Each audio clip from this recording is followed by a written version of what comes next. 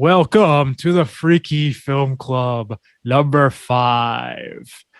So I don't have a cost. Burger King foot lettuce. I'm joined today by some special guests, Jaime and Chris. Hi, guys. Oh, hi. So I don't have a costume for this one, but I guess you could say I'm going as Michael from the film that we're going to be reviewing today.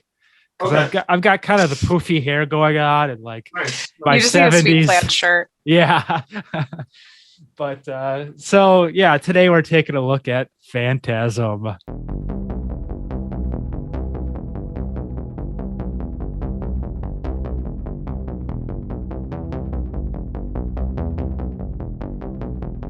Sure are. Yeah.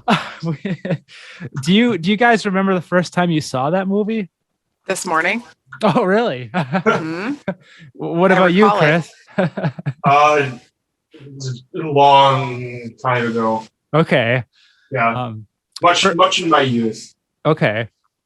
For me, I think it was sort of similar. I was pretty young, and I probably caught it like bits and pieces throughout like watching it on cable. So this is the first time I really watched it, just sat down and just like watched it straight through and as an adult. And I gotta say, there's some parts that really don't hold up all that great. No. Are you talking about Jimmy down the street? To me. Yeah, Yes. Yeah. They would definitely be getting canceled for that one. But it is a cool film that makes you ask a lot of questions throughout and makes you wonder where we're going. So I guess with that being said, let's give some details here. Don Coscarelli, Mm-hmm. he directed this film, and he would go on. I think he did all of them, if I'm not mistaken. Yeah, I'm pretty sure he did all of them. And of course, you've got the tall man Angus Scrim, who Is that his real name? Yeah. There's nobody else that could play that role. Or there's nothing else that he could do with his life besides play that exact role, just based on his name alone. Right. It was destiny. He's a very menacing dude. Yeah. Oh yeah. Definitely interesting that he kept coming back, because he seemed kind of old, like even at the time of the filming. I think he's probably just like one of those all around good guys that was just like, people like me in this role. So Right. Yeah.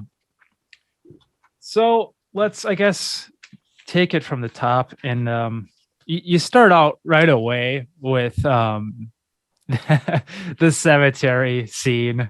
oh yes. Sex in the cemetery, where the tall man has, I guess, okay, is the tall man in the form of a woman? It's kind of hard to tell with the editing, but I feel that's what the goal was. Okay. That was the impression that I got, was that he was altering his appearance to look like a lady. Okay. So like, this is just an odd scene to me. You better fucking tiptoe around what the fuck you want to say. I'm not gonna say it. And I mean, other shows have covered this extensively, so I won't really go too deep in here. But it's like odd to me that Neither did he. I just think it's strange that like he had to like woo that guy at the bar. Like he had to play the role, basically. Yeah. Like he had to like get into character and be like, all right, like I'm gonna pick this dude up. Like he actually had to think that. Yeah.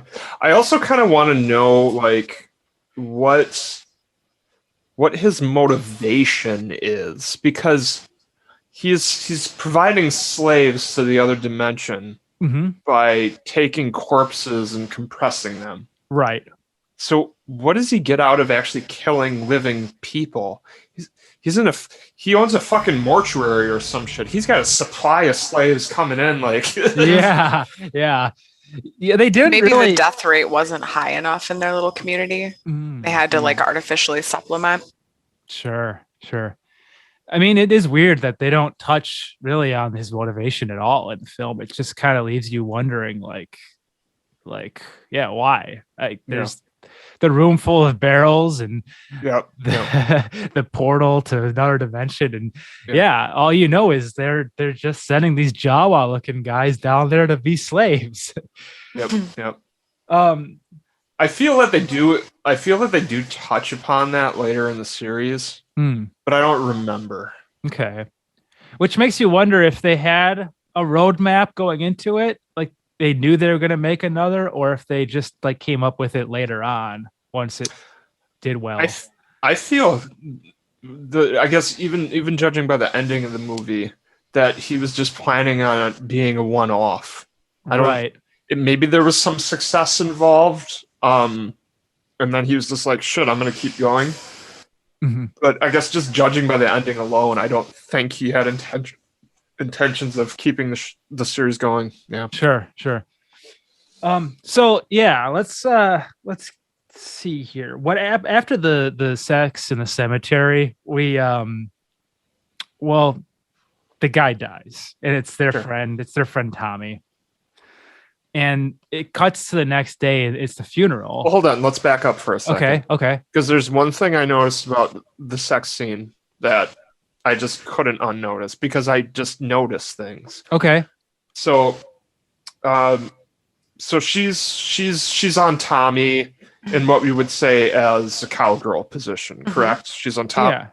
Okay. Why are her legs extended back and her heels are lined up with dude's feet? Like, is she basically, are they gonna, like, is it just like bad 2 planks of wood? But, like, She was like, but do you understand what I'm saying? maybe not. So, okay, so typically in a cowgirl position, Mhm. her legs would just be bent, right? Yeah. Generally, Like kneeling, sort but of. when they cut in between the scenes, she's basically almost like laying on top of him. So her toes are matching his toes. So she's basically having sex with him like she's doing a yoga position or something. I mean, maybe the tall man is just a real fit character. Yep. He does seem pretty pliable. I mean, if you want to just pull up that footage real fast on Amazon, yeah, 'cause that's where we watched it. Yeah, it's just one of those things that I noticed. Well, I'll make sure to add that part in. Okay. Minus the boobs, so I don't get demonetized. Well, I think I mean, we might be getting ahead of ourselves, but I think the boobs were on the second sex scene, not the first. Oh, okay. So, okay. Yeah, you might be able to show that unadulterated. Ooh, all right. Tall man in all his glory. Yes. So yeah, he slash the woman in lavender. Lady in lavender, I think is how it's credited on Oh, IMDb. I didn't even fucking notice that. Wow. Okay. Yeah. The lady in lavender kills Tommy, and it's just like it happens so quickly, so randomly out of nowhere that you're just like, what the fuck? And then all of a sudden we cut to the funeral, and it's Tommy's funeral, and you're outside the big mausoleum where basically the whole thing takes place. And Tommy's friends are in attendance. Jody, I think Reggie's in attendance too, right? I don't remember. I think he was at the funeral. Okay. But I'm not sure exactly. I mean, Sure. I know it's only been like 2 hours since I watched this. Yeah. There's I mean, there's a We'll lot to assume take in. that- There's a we'll lot to assume take that in. he was there. There is.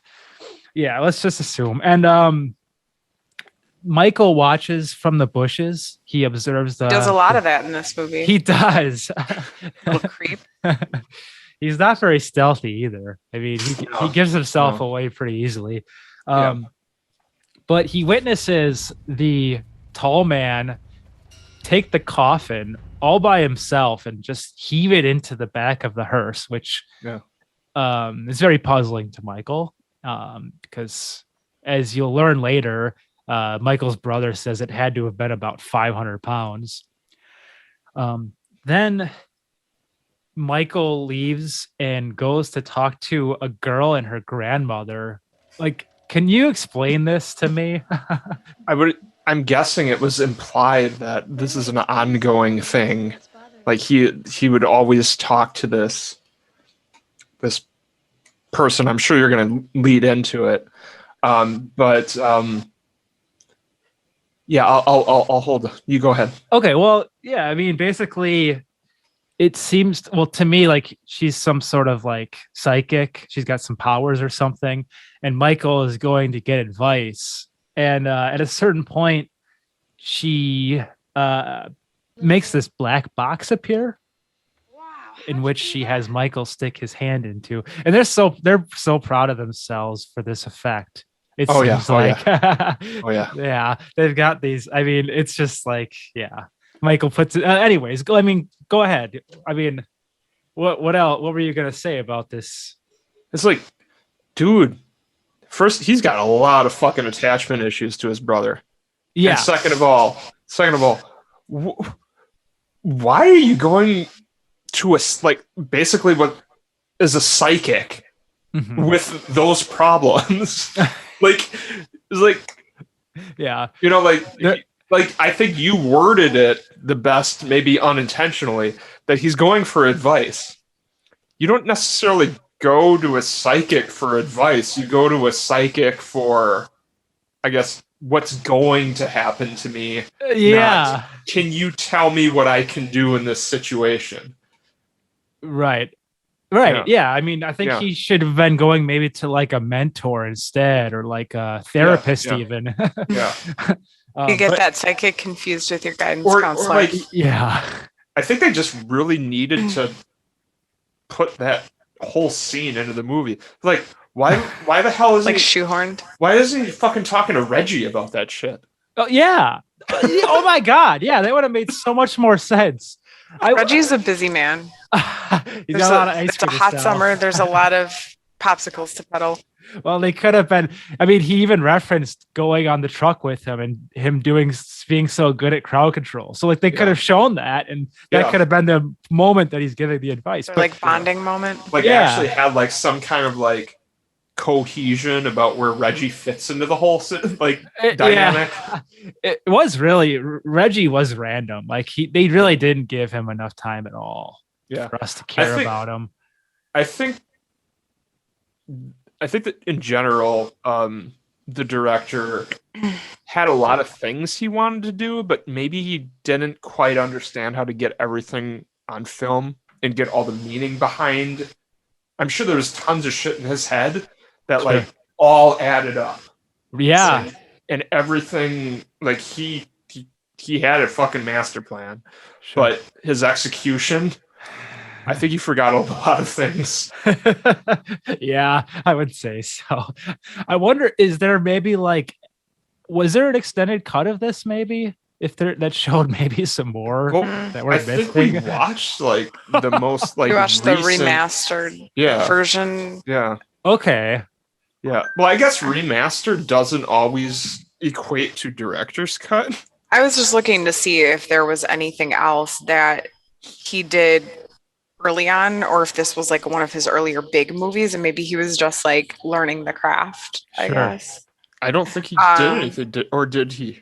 I'm looking, this is all not in order, but he did John Dies at the End, which I didn't realize. Oh yeah. Mm-hmm. I forgot about that. Yeah, actually, yeah. Bubba Hotep. Oh. I didn't like Bubba Hotep. No. I mean, I like Bruce Campbell, but I did not like Bubba Hotep. Yeah, I'm just looking to see if there was anything he did like earlier than. It looks like he did 2 films prior. Nothing I've ever heard of before. So what? He did 7 movies, and 5 of those were Phantasms. Plus, John Dies at the End, Survival Quest. Oh. Ooh. So that and Bubba Hotep, that's 8. And the Beastmaster. Oh, okay, wow. So 9. Okay. All right, Well, he's diversifying his portfolio, but still more than 50% of his work is Phantasm. Yeah. It's like Don Mancini with Child's Play. I mean, I think that's all that dude does. Yeah.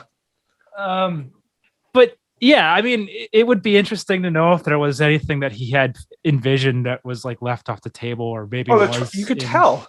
You could tell. Right. Yeah. Yeah, like he wanted to do good work. He had this universe, but they blew their load on blowing up the car. Yeah. So they couldn't fit it in. There's another thing Chris noticed, so we'll get to that. Okay. But yeah, let's get back to I guess fortune teller, psychic. Right. Yeah. I mean, so he puts his hand in the box. It hurts him. It clamps down on his hand, I guess, or whatever. I don't know what's really happening in that box, but the whole idea is that it's just an illusion, and it's like a lesson in fear, and he's just supposed to overcome his fears. What foreshadowing. Yeah. Which kind of doesn't foreshadow anything. Nice job, Don. Yeah. And then he throws that, what I would assume is a crumpled up 20 on top of the box. Hey, advice doesn't come cheap. That's true. Yes. That would have been big money that's like Lucy from Peanuts. Oh. Yeah. So then the box and the money disappear together, which is another effect which they're very pleased with. My jaw dropped. That was high level stuff. How did they do that? And yeah. So is there anything else you'd like to add about this scene before we move on from the psychic? I mean, I totally understood that the scene was supposed to be kind of like otherworldly by the Sharpie star drawn on the young girl's cheek. Yeah. Oh my God. That's true. Okay. So now after the psychic, we have more cemetery sex. You can't. What? You can't. No. Are we already onto the scene with the big brother? Is this or is this someone else having? Okay. This is Jody. Yeah. Okay. He was at a bar and he sees the same woman from earlier, and he almost meets his demise, but it turns out that Michael has been spying yet again, and Michael is stalking his brother. Yeah, what a surprise! And this is there's actually a really kind of funny sequence here where they both see the boobs and say "wow" almost at the same time.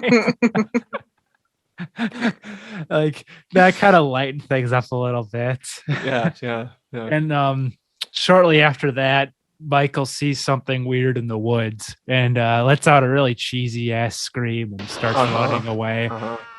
And Michael notices this with a pair of panties in his mouth.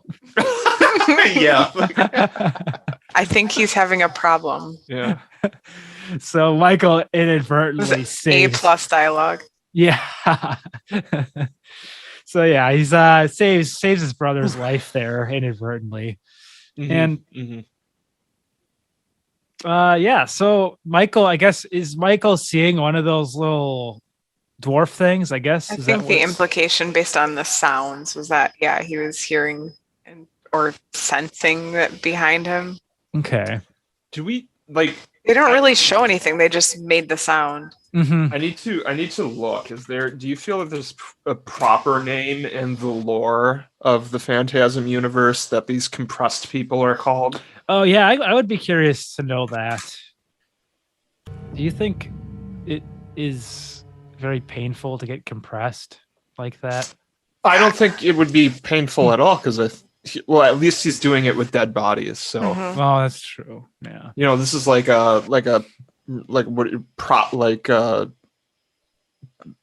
proper humanly butchering. You take care of the animal and then you harvest it for food. I guess yeah. It's humane harvest. The person is dead, so they don't feel any pain.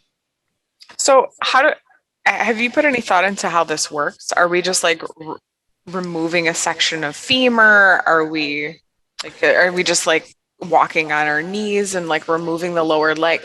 Where is this length being removed from? The way it sounded was that they made a mention that the original their friend that dies in the beginning. He still weighed the same. Yeah, I guess we'll get there, but he's 200 pounds. So I don't think you're losing anything. I think it's just like a weird, like creepy, awkward, like compression. Okay. Yeah. Dorf does golfing. I found myself thinking about that when they were talking about it. I was like, but where did we remove it from? But I hadn't considered that maybe we weren't removing anything at all. Yeah. I think our mind. There's actually no given name for them. Okay, interesting. I'm seeing dwarf zombies. All right. I accept. Yeah, I'm good with that. Yeah. Dwarf zombies. I like compressed people. That's yeah. I was trying to think of like a clever thing to combine like compressed with, like yeah. Corpse pressed.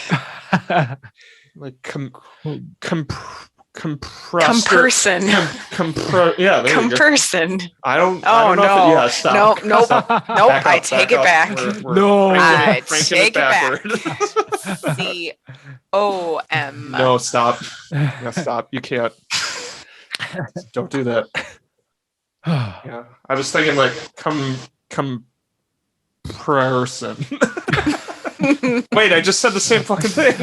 That's no different. Back it up. I was trying to combine compress with person, but compressorson. Anti-tall man.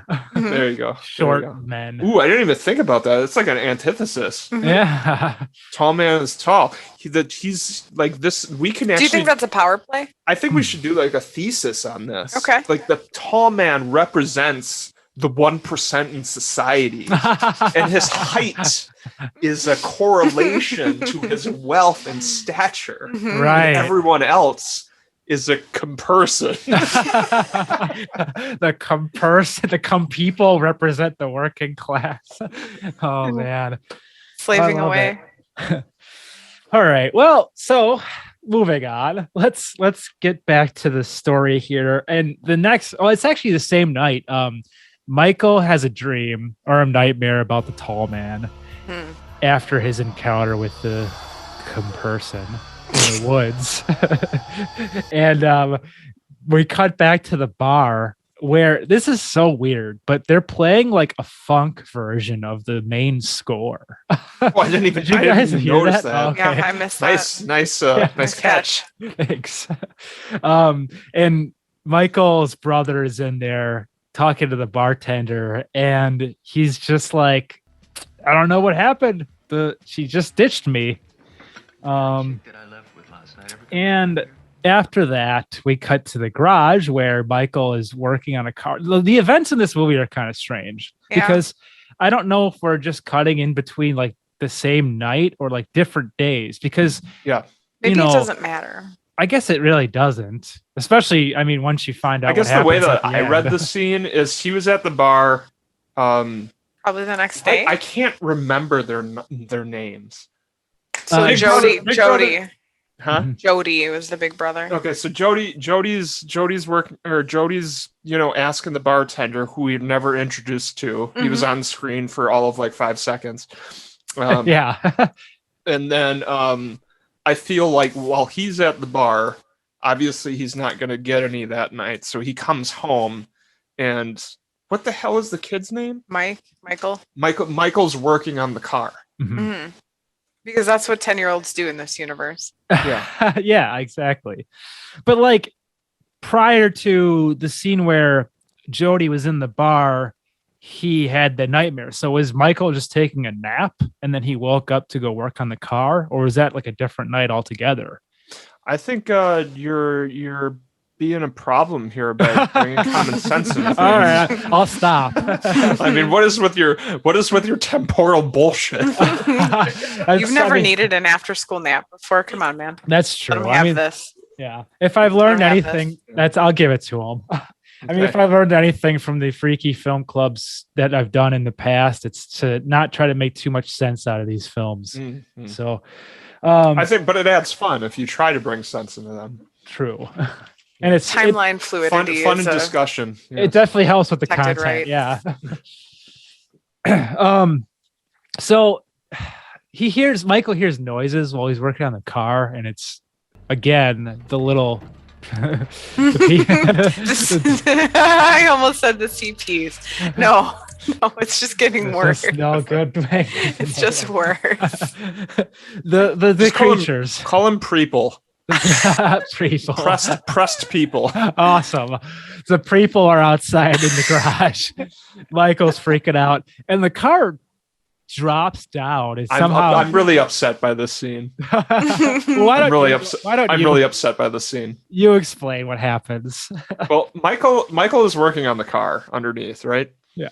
And we don't get any camera shots. We don't get any indication that the people are in the garage. Right. But you hear them. Hear their sounds. Mm-hmm. Uh-huh. And so he's under the car, and is he looking up or is he just noticing? But he's noticing the car is rocking, and as viewers, we see that the car is rocking on the jacks, mm-hmm. holding it up. And so he decides to crawl further into under the center of the car instead of crawling outward. And why, Michael? Why? I really enjoyed the tender little single hammer tap he did under the car. I was like, that's how I fixed my car. We didn't get there yet. I thought that was prior to the shaking. So no, because he comes in and discovers him, and then Michael's like, "Oh, the car came down. Mm-hmm. God, they were in here." Mm-hmm. So that the fact that you're working on a car, it's on jacks, and I believe there's not a lot, but I believe that any other horror movie in which somebody has been working on a car underneath it that's been on jacks, they try to get out as fast as they can. Most of the time, the car fucking falls on their neck and leaves their head behind or something. But here's Michael. It's like, well, I fucking love danger. Director Don decided to just gift that straight to Final Destination, so they can have that. Mm-hmm. So yeah. Okay, so yeah, I guess if you want to continue your narration of the plot. Okay, well, like you said, the car falls. The car falls, and like JV was saying, his brother comes in, and it's a very light tap. Oh, no, I was talking about when he was working on the car. Oh, he gently hammer tapped the underside of the car. Sorry, my bad. Oh yeah, I thought you were referring to the other one too. That was the extent of him working on the car was a single gentle hammer tap on a pipe under the car. But the boot, the hammer to the boot scene was also the gentlest. Mm-hmm. Yeah. That'll show. Oh, Jody, are you home? And Jody's reaction is just classic. Yeah. I mean, I can't tell which is a better scream, like Michael in the cemetery or Jody screaming from the hammer on the foot. I think he was having a problem. I think the actor of Joey just opened his mouth and they just played a sound effect, a scream sound effect. They should have plugged in that most metal scream from that meme compilation. So I guess what happens next is, well, obviously Jody doesn't believe him because it's just, why would you? Yeah, what he's saying is just batshit crazy. There's no one fucking with your car. Why? Yeah, people. I used an offensive term. I'm sorry. Open the garage and here are the people.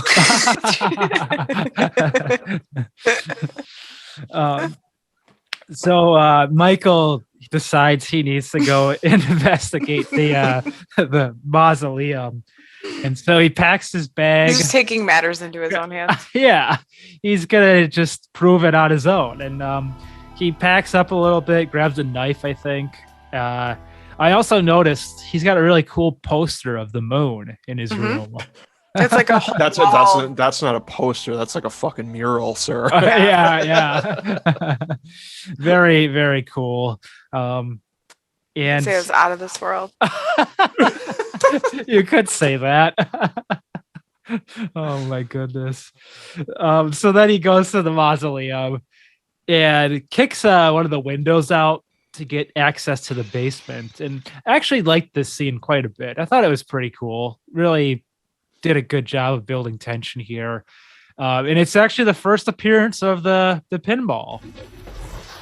The sphere, sir. Whatever. That has an in universe lore name. It's actually called the sphere. Yes. I'm gonna circle back. I have a lot of concerns about that ball. Okay. Is there anything in front of the sphere, or is it just called the sphere? Like they don't call I think it it's like just the sphere. Okay. So But I know that on some of the posters, if I remember correctly, or maybe it was like some of the like VHS art. I believe there is like a tagline that says "The ball is back." Oh, that must be like. Well, maybe we need to create a better name for that as well. Maybe it was like some marketing people that had never seen the prior films and they didn't actually know it was the sphere. Yeah. I just happen to have my ornament An that you example? guys gave me. Yes. It's the best Christmas ornament ever. Fuck yeah. It's a little dangerous. It is. little- Yeah, that thing is nice, is a little dangerous. Really fucking spiky. I actually keep it on the wall next to my door, so I always have to warn guests like, hey, there's actually a thing with a blade. Be careful on your way out. But yeah, this is very similar to how it looks in the film. And Can you maybe give a little example of like the flight path of the sphere? Maybe a little reenactment. Nice sound effects. Yeah, good. Good. Yeah. I'm pleased. for being 1978, is that 29. I nine? think we determined. Okay, it actually wasn't bad. I No, no. thought, Yeah. and it I well, actually thought. Oh, go ahead. no, you go ahead. I actually thought the scene in which the we're gonna call it the beer because that's a combine of ball and sphere. Okay. So when the beer enters the scene and it goes after Michael, and he does that dive to the ground and the beer flies over him. Yeah. That was excellently shot. That was that was a good shot. Yeah. I wasn't very clear on who that other character was. What other character? The character that was down in the mausoleum hallways when the Oh, yeah, what was up with when the dude beer that- first shows up. Yeah, what was up with that guy? Yeah, I didn't I understand don't know that if either. I missed an explanation. Did he make an appearance maybe like prior to this, like at the first funeral? In No? the casket room? Was that before? Well, that was Oh yeah, that was in the casket room. But I we still didn't don't know understand who the hell he was. is. Sure. Yeah. He like, obviously was in cahoots with the tall man. Oh, for Because sure. when Yeah. he was going to look in the casket coffin, Mhm. we'll call it the cough skit. Mhm. So when he opens the cough skit, or he's going to open it with Michael in there, the tall man kind of steps in the room and almost like kind of like gestures or beckons him. So obviously he's just So like, there's an established relationship there. yeah. maybe they were lovers. Maybe. I mean you mentioned that, and I'm gonna bring some stuff in at the end of this discussion. Okay. Well, the only other thing I'll say about this, the sphere scene is that it really produced a lot of blood. It produced a Yes. lot of blood, and it was very. I mean, it was the head. Yeah, they that's true. heads bleed a lot, so Mhm. That's true. I mean, there's a lot of blood pump into the brain. yeah. So I guess that makes sense. But it was just it was cool, I guess. I thought Yeah. like overall, like everything, like from the ball flying to like it actually entering the face, like yeah, I mean, It that looked was good. definitely like stop motion. Like Mhm. when it gets to the guy's face. That's good though. And the yeah. I was gonna also shit on the prosthetic of the face, but I'll be nice. No, go ahead. It wasn't good. Like it wasn't good. I was just trying to be. I was trying to be nice. Yeah. But- Yeah, so you were thinking the same thing? I mean, it wasn't great. Okay. Yeah. Okay. Yeah. We had enjoyments over the end of that scene I don't know if you had noticed this, but Michael is like kind of laying or sitting up against the wall in the mausoleum after the other person is now deceased. Mhm. And he like takes out his knife like he's gonna stab the urine flowing from this newly dead man. Yeah.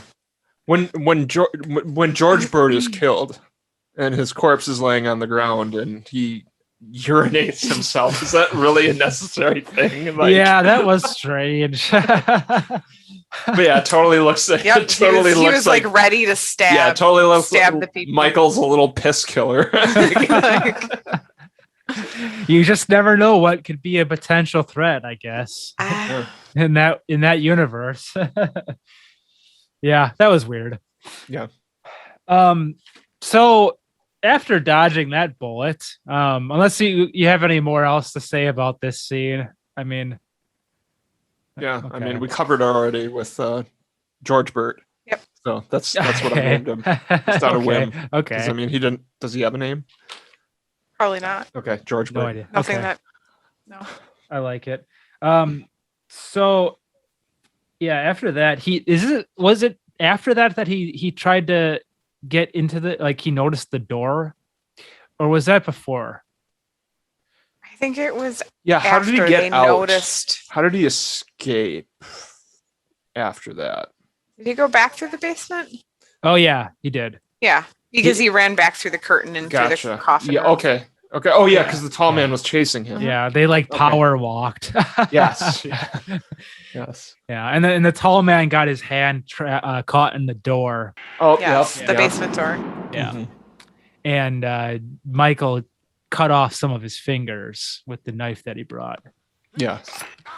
And as a way of helping to prove this to Jody, he actually keeps one of the fingers and puts it into a box. Do you think if that was his motivation, or do you think the director was just being like, just grab a finger? Or that was like Michael as a character. It's Grab just a like, finger. all right, big creepy fucker is Take it chasing me. with you. Yeah. I have an opportunity. I'm taking Yeah. a souvenir. Yeah, I didn't come I'm here make for a nothing. coat rack out of this finger. It kind of ties in with his voyeurism. I mean, doesn't it? Yeah, like that's true. he's being a spooky little shit and like watching everybody. It makes sense. I mean, he tucks it into his like chest pocket so like preciously. Like Mhm. if that was the situation, was it his chest? Close. Yeah. Yeah, that's true. He does seem to really like that. Yeah, I Wow. mean, like if I was a kid in like this area and I needed to prove something, and I happened to escape from a monster, I would not fucking take one of his fingers. No. That would Hell not. no. Yeah. Yeah, so he makes it back to the house, and he shows Jody the box with the finger, and obviously now Jody believes what's going on. And the next day they're gonna take the box to the police, and he opens the box to make sure the finger's still in there, and it's turned into some kind of a weird bug thing. Like fly sounds. Yeah, So yeah. I don't even Yeah. think they made that prop. They probably bought that from like a Halloween store in the Bronx. Yeah. Yeah, that was pretty interesting. I don't really. that whole segment, I think, might have been my favorite scene in the movie. Was everything involving that? Oh yeah. Uh-huh. Okay. It was just ridiculous. It was very ridiculous. I mean, they tried to put it in a garbage disposal. Just a swish and flick. Hmm? No, Ridiculous. there you go. Huh? I just did a spell on ridiculous. We're Oh. watching Harry Potter. Oh, I see. Yeah, there you go. Okay. Yeah, they try to put it into a garbage disposal, and as soon as they get it down there, they think everything's all good. Reggie comes over, and they're all panicked, and Reggie's trying to be like, "Hey guys, like, you want to?" Oh my god. Another special guest has joined us. That was almost the most dangerous animal. Oh my god. Yeah, if you guys haven't seen that, go look up Most Dangerous Animal on YouTube. You won't be disappointed. No. So they're in their kitchen and they have this bug or whatever it is wrapped in a denim jacket. Right. And they're, parading around trying to keep it inside the jacket.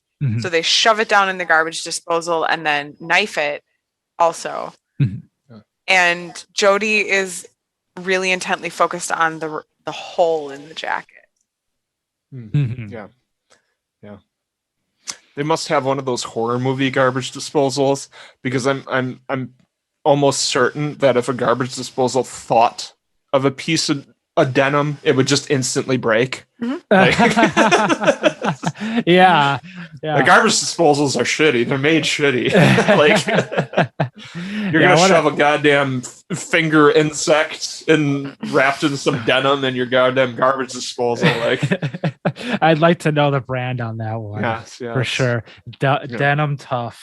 Well, like I said, it's like a horror movie garbage disposal, like the kind that can like grind up an entire hand, like down to the wrist. So, right.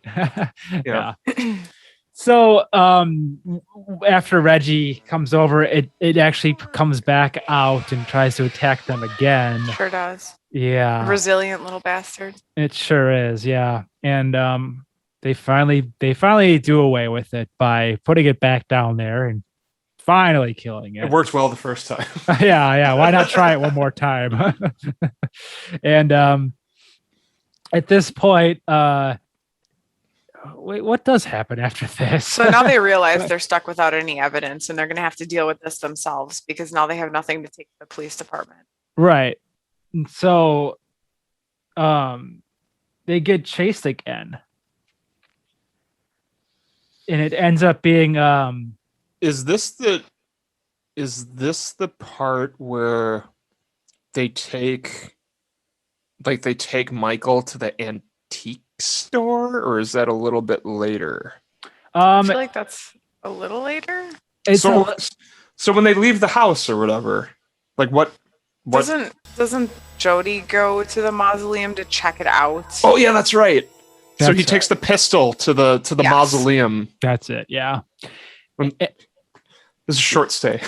Yeah. It doesn't last long at all. He runs into one of the dwarfs, shoots it, or the people, whatever we're going to call them. Creeple.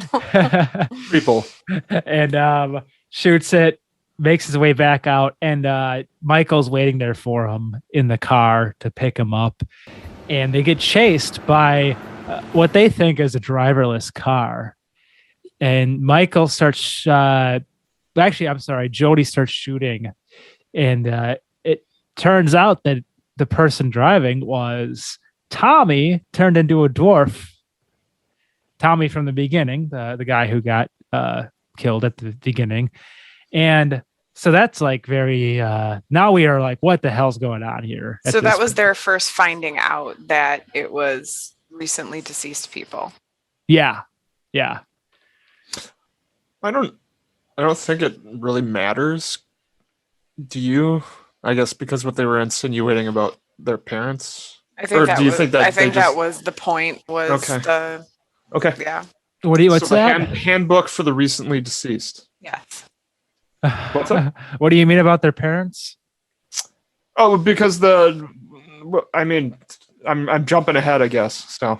Oh, okay. Well, about Daddy. Oh, I see. I remember. I know what you're saying. Yeah. I guess that could have been that it happened at the time, not necessarily. Yeah. Yeah. So luckily, Reggie is able to save the day, sort of. Yeah, sort of. Yeah. Yeah. So then they try to come up with like a plan back at the house, right? Yes. I think that's what happens after, and they decide that again it'd be best for Michael to stay away, so they take Michael to the antique shop. That's you should know by now that Michael can never stay away.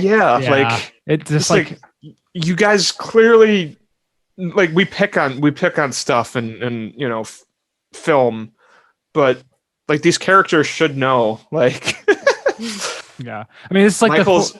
Yeah. yeah, like fourth time. It's like it's an ongoing thing. It's Yeah. ridiculous. Just put him in the back seat already. Yeah. It's like, Michael, we're afraid that you're going to get involved and you're not going to listen to us. So sit on my shoulders. Yeah. Yeah, so he goes to Sue and Sally's place where he discovers a photo, an old photo of the tall man that moves and kind of triggers a response in him that like, oh shit, like I need to get back there. So yeah, Sally and Sue take him home very quickly. I mean, this all happens like so fast. Like Sure. and The pacing really ramps up around this point. So I'm curious about Michael's motivation from that scene. Okay. So he sees that the tall man is what was that the 1800s? Sure. He's like driving a So horse-drawn what is that- horse-drawn hearse. What motivation does that give him to go back? Like, dude's fucking evil and his fingers turn into flies. Giant flies. I know, like he already knew he was. Yeah, fucked like up it's guy. just like, oh my god, he is centuries old. What does that change? Yeah. This changes everything. Yeah. Well, What was he maybe- going back to do? He's gonna, hey guys, just so you know, He's this- older than this you is a- think he is. Yeah.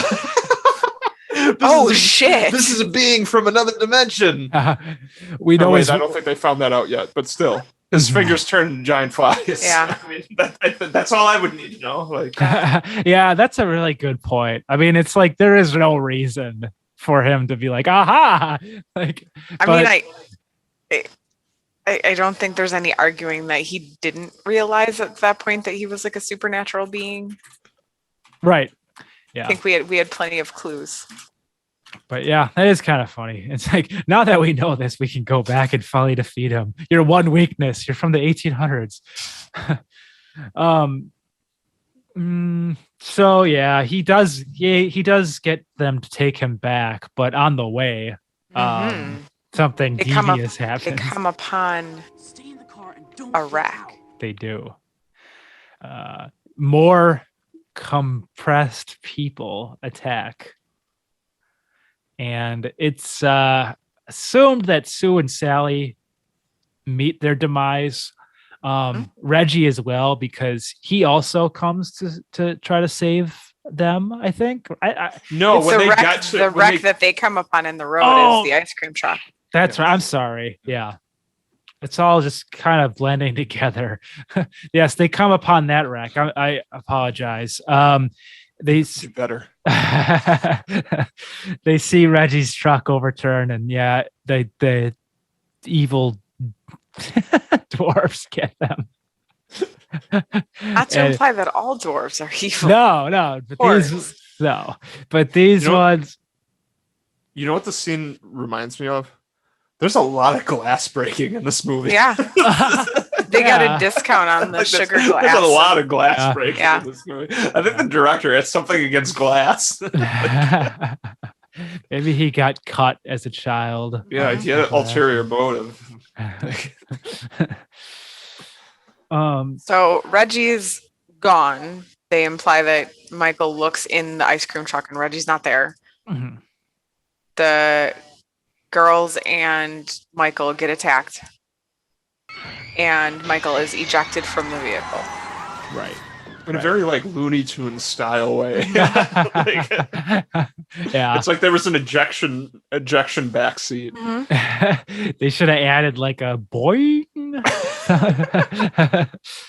We should definitely... Do we need to do like our own cut of Phantasm where we add like old style cartoon sound effects? Mhm. we should. We'll call it Phantasm. and at the very end, tall man will be like, "That's all, folks." Oh, so good. So yeah, after that sequence, Michael is kidnapped by the tall man because he makes it back home, and he wants to go back to the mausoleum where Jody is. So he leaves the house and the tall man's waiting for him. He kidnaps him, puts him in the back of the hearse, and again, Michael shoots out some glass. I'm not Escapes. totally clear on how he managed to hold on to the shotgun. No, it was yeah, the Oh, handgun. the handgun. That's Yeah. right. He grabbed it. Because From Jody home has and the put it- shotgun Yes, that's Yeah. right. It's like a survival horror where you're split between two characters and yes. you're sharing arms and bullets. So Yeah. So this movie is just a series of going places, escaping from those places, getting caught, and then escaping again, and so on. So Michael escapes again from the hearse, meets up with Jody, and wouldn't you know it, Reggie is still alive. And he also joins the two of them at the mausoleum. And this is where things are like really starting to pick up. And I glossed over to something that I think you wanted to touch on, and that is the tall man's hearse running into the pole. Oh, did Jamie already share that with you or something? Or No, but you had mentioned earlier that you had a comment that you would say for later. oh, Yeah. Something you had noticed. so hearse, right? Mm-hmm. Driving down the road. Michael shoots out a tire. So there's also a hatred of tires also. Yeah. But I mean that was pretty fucking smart though. Like I think that's probably like one It's of the pretty most resourceful. intelligent things I've seen in a horror movie. Shoot out Sure. the fucking tire from inside the car. Sure. Yeah. So this hearse, obviously goes out of control and hits like what, a telephone pole? Yeah. Yeah. And so when they're showing the hearse, so the hearse just fucking like instantly explodes upon collision. Like it was clearly made of like nitroglycerin or something. I don't know. And so hearse is fine. Hearse is on fire. Mhm. When hearse is on fire, the hearse is now white. It changed. Yes. Yeah. I would assume it was some trash vehicle that they, but yeah, the hearse was white. Oh no. Yeah. I didn't Yeah. even realize that. Yeah. Oh man. Yeah. Was Jamie it likened it to one of those like color changing micro machines. nice? Was it like really obvious? Oh yeah. Yeah. It was like an on-off switch. Like That's funny. I can't believe I missed that. I didn't Yeah. It's pretty even good. notice. Yeah. Oh, that's funny. So yeah, so after that happens, like I said, they meet back up at the mausoleum, and Reggie's revealed to be still alive. And this is the part where, yeah, like things start really picking up here, and they make their way into that room with the barrels and the portal to hell, or not hell. I think it's another dimension. I think they yeah. clearly state. Yeah. I didn't mean to say hell. That's fine. I mean, it kind of Dimension. looked like hell though. Yeah. I mean, it's very barren, very red. Yeah. So yeah, I mean, this is a really cool little sequence here. It was actually interesting that they decided to show it to show Yeah. that world. But once again, like I think this is kind of they blew their load. Like Mhm. there's this scene Mhm. and they don't do anything else with it narratively, I think, until the later movies. Like I said, I think director dude had like this, like he wanted to do something, Sure. and he just like forgot a lot of the details, or like Yeah. Which is unfortunate, because yeah, you do find yourself. I mean, me personally, especially during this scene, I found myself asking a lot of questions and pondering things. I can't remember. You said you've seen Ravager, right? The last one. I have not. Oh, okay. No. If I remember correctly, the last one is very much like whatever dimension that is, like ends up spilling into Earth. And there's a bunch of like it's almost like post-apocalyptic. Like it's implied that like a lot of humanity has died. Wow. That's Yeah. interesting. Yeah. It's very red. That whole movie is very fucking red. Are there any main characters still around in those later ones? Oh yeah. Okay. It's Reggie, I think they probably all Reggie and are. Michael throughout the whole, and I think there's probably maybe dream sequences with Jody that is obviously new footage for the movie. Oh.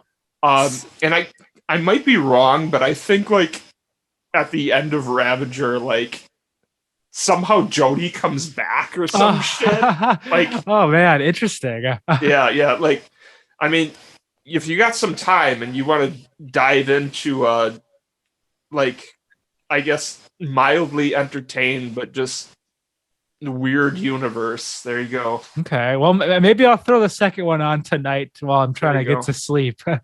There you go.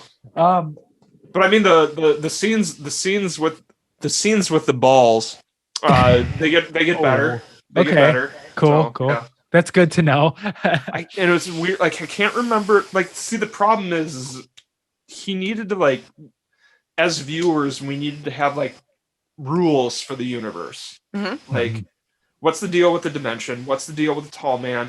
Where do the balls come from? Yeah. If I remember correctly, and maybe like the second or third movie, I think like they're implied that the balls like are actually like they grow inside corpse heads.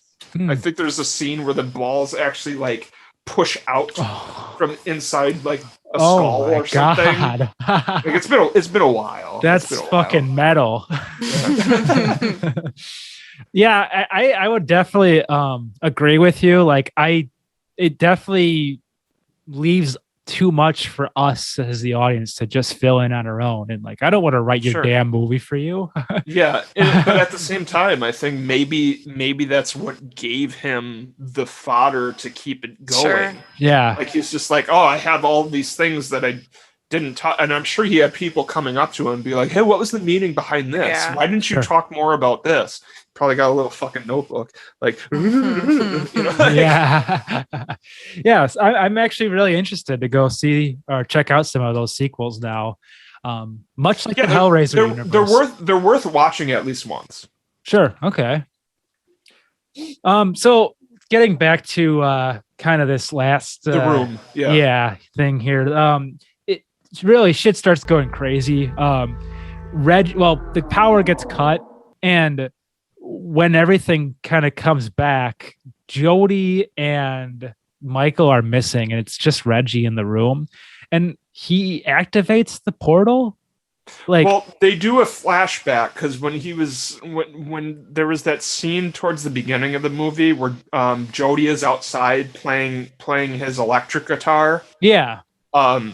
Reggie sits next to him and starts playing his acoustic guitar, and at the end he's checking it being tuned with a tuning fork. Oh, right, yeah. So there's basically two tiny metal poles at the end of a tuning fork, which he places his fingers on. So I would assume that's what he was going for with the. It's like a frequency. Yeah.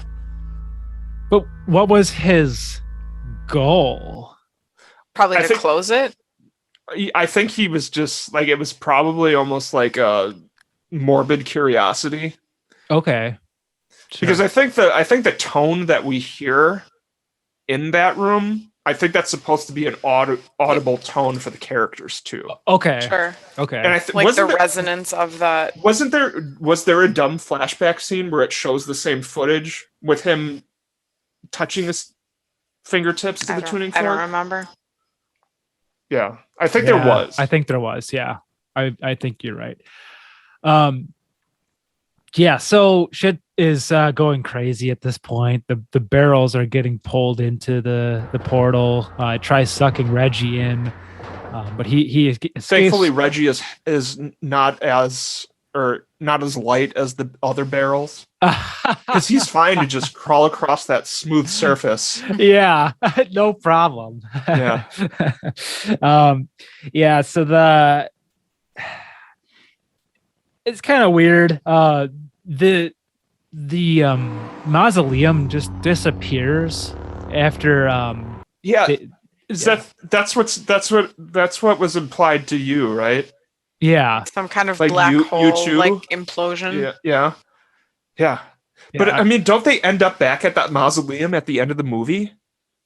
I feel like they do, but I can't really recall. Yeah, that's a fucking plot hole right there. Damn it, Don. Yeah. So basically the last bit here is Jody decides that they need to trap Tall Man in the old mine shaft to finally defeat him. And he's like, I'll run ahead, clear the way, and we just need to figure out a way to get him here. And Michael He's at home alone again. Yeah, again. Nobody has learned to not leave this child alone. Right. Like they just don't get it. Michael, yeah, he runs into the Tall Man who chases him through town. I don't really know how long like they're really being like they're continuing with this chase. I mean, it could be miles for all we know. Yeah. But because I don't know where the mine shaft is in correlation to like where to the house is. Like I feel that there was another like plot issue there is like so Jody was counting on him being at home. He said he was gonna I'll be right back yeah. to come to get you. Yeah. And so Michael's being chased by the Tall Man. He ends up at the mine. Yeah. And Jody's just acting like this plan is Yeah. coming together. Like Yeah, like it just worked out. Like, what the hell? It's almost like, well, they Do you think running. he counted this? Maybe he was smarter than us as the audience. Do you think he counted on Michael not being able to plant his fucking ass and stay behind like he's told? There you go. That's got to be it. Like this motherfucker is definitely going to be coming to the mine shaft any minute. Jody's smarter than He's we just thought like he looking was. at his watch. He's like, Yeah. any minute now. Yep. Yeah, that must be it. But yeah, so Tall Man gets to there and Michael jumps over the hole, but somehow the Tall Man is stupid enough to fall into it. And they bury him with the rocks because Jody's up on the hill and pushes him, avalanches him Some all fucking down. big ass boulders. Yeah. Not just rocks. Not just rocks, but boulders. You're right. And buries the Tall Man. Boy, you play a pretty good game, he says, but no, he goes into the shaft and gets buried. And now I need someone to explain the ending to me because I'm confused. Because please. This is another thing I think is an issue with script writing and not having cohesive ideas being filmed, because it goes to imply that Michael gets like knocked out or something, right? Or he just has a bad dream. They go to a dream sequence. Yeah. Okay. So I guess he wakes up from a dream and like Reggie is comforting him. And they're like in their pajamas in front of a fire. Yeah. Yeah. Suddenly pajamas. Yeah. So he's like basically saying how the Tall Man is not going to stay there, which I think the audience agrees with. And he's like talking about how realistic his dream is, and Jody was blah blah blah, and Reggie is just like, no, he died like a week ago in a car crash. Yeah. So like, I'm wondering if the continuity is are they like, is the whole fucking movie like supposed to be like a dream? Like, yeah, I'm not clear on what. Did they succeed over the Tall Man, put him in the mine shaft, and then Jody just dies in a car crash, and this is after? But I guess with him saying, well, it was so real, the dream is so real, and the Tall Man, he's not going to get contained down there. Mm-hmm. So that almost makes it seem like the mind part actually happened. Well, and Reggie doesn't say the tall man isn't real, or he like Reggie. It's very vague. It's vague. Mhm. And I'm wondering if they shot that ending because Don Cascarelli at the end was just like, there's so many fucking holes in this movie. Like, I gotta make him bigger. Yeah, or I gotta leave it up to the watcher's imagination. Dan Cascarelli made fucking Donnie Darko before Donnie Darko was made. Yeah, I was legitimately confused. I mean, I'm not clear on what parts were supposed to be his dream and what part were not. Mm-hmm. But I mean, I think that ending, like I said, I think the ending was definitely meant to be a bookend. Sure. Like it kind of seemed like they weren't planning to go past the first movie. Sure. They also don't explain how Reggie came back either, because we're led to believe that he was stabbed. Because they said Reggie also said he found the girls. Yeah, he did, and set them free. But so what I'm wondering is if like it's not in the tall man's nature to fuck with living beings. It's just the dumbass living beings coming on his fucking turf and trying to like sabotage his fucking plan. Like he's just completely fine in his goddamn mortuary with no one butting in. Yeah. Stay off my lawn. He just wants to do terrible things with corpses. Like he's like just Ed Gein. Like so that was more of like a warning thing to Reggie then when he was outside of the mausoleum at the very end. I don't know what it was. Because I mean, he does get stabbed. He does get stabbed.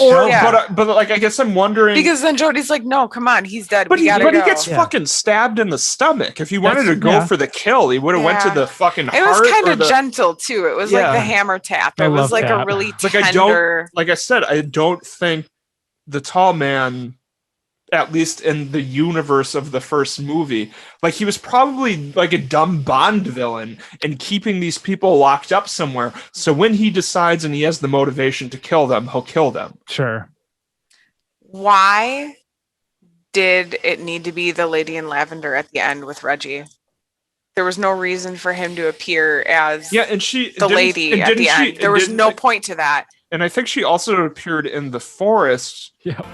Wait, did she appear in the forest when they were heading towards the mine shaft and the tall man was chasing him? She sure did. And that was also the part where he was talking about fear again.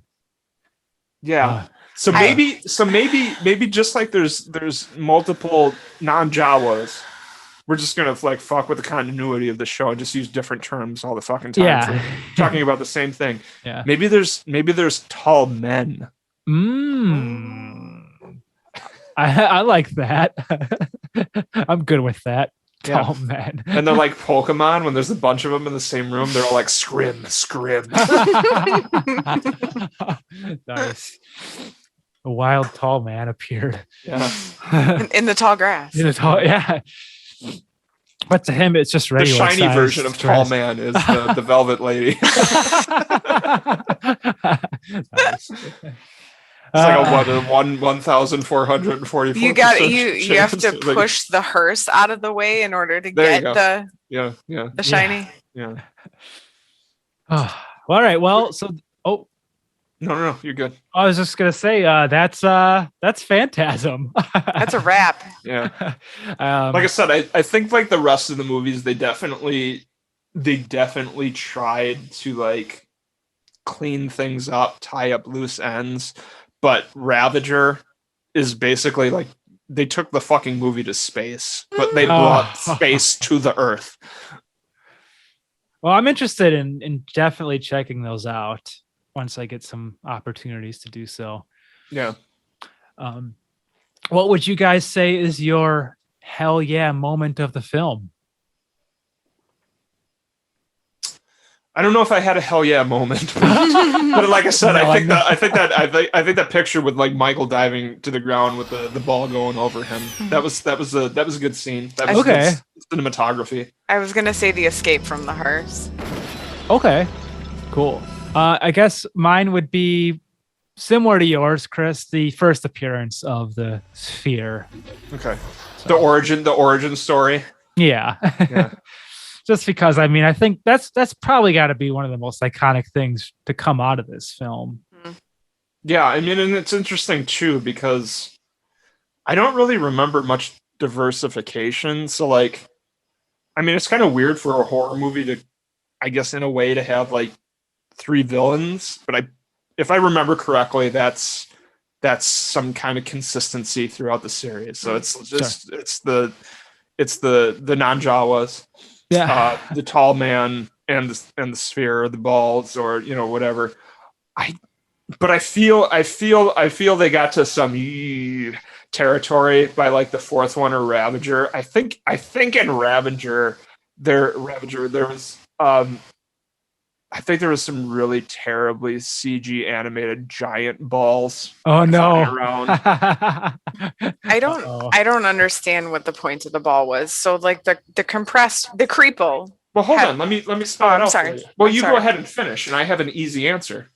I was gonna say, so they there was a point to them. They were slaves. Yeah. They were doing a job. There was a purpose for them, and the tall man was facilitating that. So there's a purpose for him, but they don't explain the ball. It's just there. What? Well, there's a very fucking easy answer for you. So you have a body. Mm-hmm. Jeremy mentioned there was a lot of blood. Mm-hmm. What is the role of the sphere or the ball? It's just to create extra corpses? Embalming. Mm. It has ball in the name. Embalm. Okay. And obviously, but I mean, like, there's another fucking plot hole. Yeah. Why does the tall man and why does the Tootsie Roll midgies, why do they have like a gloppy, gloopy, yellowish snot fluid for blood? Oh yeah, that's another thing. Because they are otherworldly. Yeah, and it looks cool. I think that was just supposed to make a clear distinction that they weren't human. I'm from a different dimension. My blood is a different color and consistency than yours. Obviously, that's how it works. Yeah. Well, my final rating for this film, and keeping consistent with the last 4 Freaky Film Clubs, I'm going to give it 4 sphere balls out of 5. Ooh, wow, that's very generous of you. That's very generous of you. I could have been cruel. I mean, there's definitely some issues with it, but it did keep me engaged, and I did enjoy watching it. And I thought, I mean, the performances were not good either. I was going to say I thought some people did good, but no, I would be lying if I said that. But it was fun. And it's definitely a film that I'll be revisiting, in multiple different Halloween seasons. And so, 4 sphere balls out of. I think if, like I said, when you find the time, I think you might find one that's further in the series that might be like your go-to movie. Oh, okay. Like if you're going to watch a Phantasm movie, you'll like the third one, or yeah. Okay. What about you guys? What kind of rating would you give it? I would say overall the movie is like a 2 ball out of 5. However, contributing to like iconography and like having its own like visual identity, like the tall man and the spheres, I mean that's like a 5 out of 5. Because I mean, like, first movie, like, dude wasn't fucking around. Like, people that didn't want to bother to watch a movie in 1979 when there was other quote unquote better horror movies to watch, everyone recognizes the sphere, at least with its like blades out. So I mean, like, good on that. Yeah, definitely. I'm gonna say, never having seen this movie until today and not having seen any of the sequels, I'm going to say 3 out of 5 because I think I 3 balls out of 5. I had an expectation going in about watching a 70s horror movie and what I was getting myself into. And I think I was pleasantly surprised by how much I snickered or giggled or was thinking thoughts about what was going on. So like you said, like just being engaged. It missed some points for having the entire plot of the movie take place in the last 20 minutes. that kept it from being a higher ball score. Sure. But yeah, I would say 3 out of 5. Okay. Cool. Right on.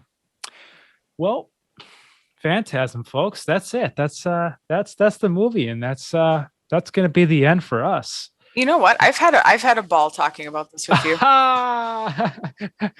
Oh man, me too.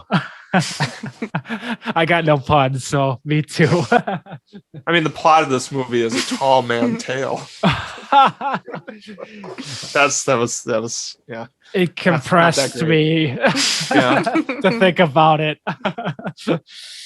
Well, thank you guys. It's been a fun time. Yes, thanks for having us as special guests Absolutely. for the Freaky Film Club. Absolutely. Thank you. I hope you guys enjoy the Freaky Film Club. Maybe we'll be back again next year. Who knows?